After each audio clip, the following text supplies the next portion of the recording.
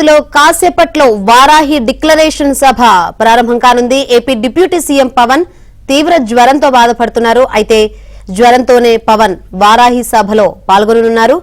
మరోవైపు వారాహి డిక్లరేషన్ సభకు జనసేన శ్రేణులు భారీ ఏర్పాట్లు చేశారు. కూటమి పార్టీల నేతలు, అభిమానులు భారీగా సభకు తరలివస్తున్నారు. కూటమి ప్రభుత్వం అధికారంలోకి వచ్చిన తర్వాత పవన్ మొట్టమొదటి బహిరంగ సభ కావడంతో సభకు ప్రాధాన్యత సంతరించుకుంది.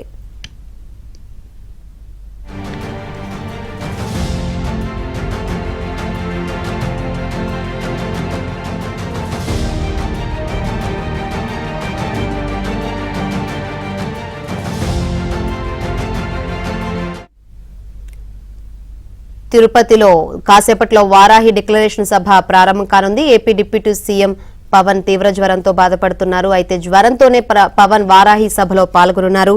ఏం మాట్లాడతారో ఏంటి అని అయితే ఉత్కంఠ రేగుతుంది. ఇదే విషయం గురించి మరింత సమాచారం అందించేందుకు మా ప్రతినిధి దినేష్ లైవ్ ద్వారా సిద్ధంగా ఉన్నారు. Dinesh, thank you Shankari.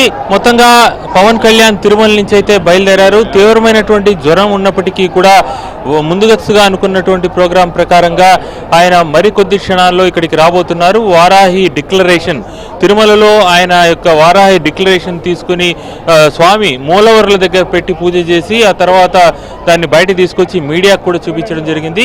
ఈ నేపథ్యంలో వారాహి డిక్లరేషన్ ఏంటి, దాంట్లో ఏం మాట్లాడబోతున్నారు, హిందూ ధర్మ రక్షణ కోసం ఆయన ఏం చేయబోతున్నారు, తిరుమలలో లడ్డు కల్తీ నేపథ్యంలో ఎంతోమంది మనోభావాలు దెబ్బతిన్న పరిస్థితి ఉంది.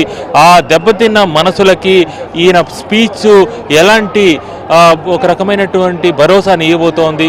ఇలాంటి అనేక అంశాలు పవన్ కళ్యాణ్ ప్రసంగం కోసం ఎదురు చూసే వాళ్ళలో కనిపిస్తోంది. మనం వారాహికి సంబంధించినటువంటి ఈ యొక్క వెహికల్ దగ్గరే ఉన్నాము. మరికొద్ది క్షణాల్లోనే పవన్ కళ్యాణ్ ఇక్కడికి రాబోతున్నారు. ఆయన రావడానికి సంబంధించి పూర్తి బందోబస్తు ఏర్పాటు చేశారు.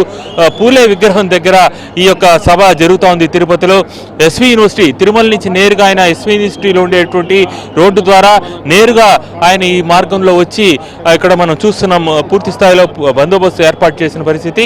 ఇక్కడ తిరుపతి ఎమ్మెల్యే ఆరణి శ్రీనివాసులు గారు కావచ్చు, అలాగే బీజేపీ నేతలు, జనసేన నేతలు, టీడీపీ నేతలు కూడా ఉన్నారు.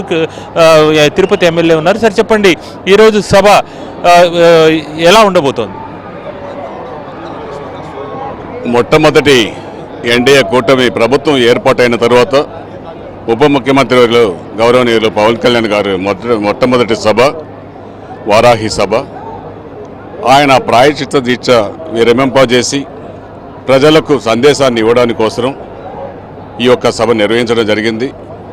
ఎన్డీఏ కూటమి నాయకులు, ముఖ్యంగా జన సైనికులు, వీర మహిళలు అందరూ కూడా తండోపతండాలుగా తరలి వస్తున్నారు. పవన్ కళ్యాణ్ గారి సందేశం వినాలనే ఒక ముఖ్య ఉద్దేశంతోనే ఈరోజు ఈ యొక్క సభ చేశారు. భగవంతుడు కలియుగ వెంకటేశ్వర స్వామి నైవేద్యాలకు వాడే నెయ్యి కల్తీ అన్నీ కూడా కల్తీ జరిగాయి. దానికోసం ఆయన ప్రాయచిత్త దీక్ష చేపట్టడం జరిగింది.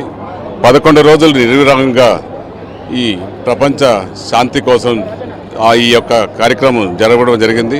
ఖచ్చితంగా కూడా ఈరోజు ఈ వారాహి సభ తిరుపతి నగరంలో అద్భుతంగా జరుగుతూ ఉంది. చాలా దిగ్విజయంగా జరుగుతుంది. మంచి సందేశాన్ని కూడా ఆంధ్ర ప్రజలకు దేశవ్యాప్తంగా హిందూ మనోభావాలు దెబ్బతిన్నాయి. అవి అన్నింటినీ కూడా భగవంతుడా క్షమించు, నేను క్షమాపణ కోరుతున్నాను, గత పాలకులు ప్రభుత్వం చేసిన తప్పులకు క్షమాపణ కోరుతున్నాననే ఒక ముఖ్య ఉద్దేశంతో ఈ సభ జరుగుతుందనేసి కూడా తెలియజేస్తున్నాను.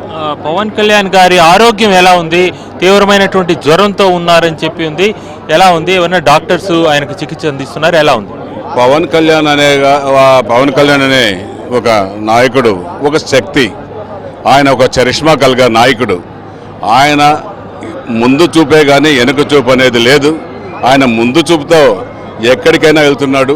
అసలు ఎన్ని ఇబ్బందులున్నా ఏడుకొండల వెంకటేశ్వర స్వామి భక్తి శ్రద్ధలతో అలిపిరి నుంచి 7 కొండలు పాదయాత్రలో నడిచి భగవంతుడికి మొక్కులు తీర్చుకున్నాడు. భగవంతుడు ఆయురారోగ్యాలు ఆయనకి ప్రసాదిస్తాడు. ఎటువంటి ఇబ్బందులు లేదు. ఖచ్చితంగా కూడా ఆయన ఆరోగ్యవంతంగా ప్రజలకు ముందుకు వస్తున్నాడు. కొద్దిసేపట్లో సందేశాన్ని ఇస్తున్నాడు అనేసి